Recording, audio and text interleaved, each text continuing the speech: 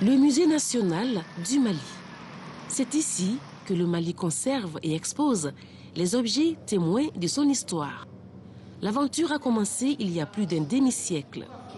Le musée national a été créé en 1953 sous l'égide de l'Institut français d'Afrique noire et il est devenu le musée national du Mali en 1960 avec l'indépendance.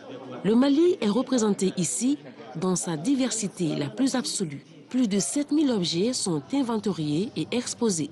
Ils sont centenaires et même millénaires. Chacun, par son nom, nous parle des valeurs morales et culturelles de son époque. Les tiwara, il s'agit donc d'objets qui protègent les cultivateurs contre les morsures de serpents, contre les empoisonnements. Il s'agit donc d'objets qui sont des symboles de l'agriculture au Mali. Le musée national et la francophonie font bon ménage depuis le début et le couple préserve sa fidélité. Le musée est d'abord le produit de la coopération entre le Mali et la France depuis 1980.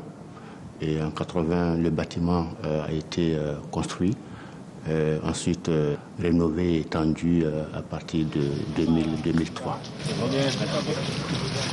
Au cours de notre visite, nous avons rencontré des élèves de Ségou venus à la rencontre de ces objets qu'ils ont souvent vus en photo ou dont ils ont entendu parler. Et là, ça se voit, les liens se resserrent entre l'homme et sa culture. Nous voyons les tissus que portaient nos ancêtres avant et je crois vraiment que nous devons conserver cette culture afin qu'elle ne disparaisse pas.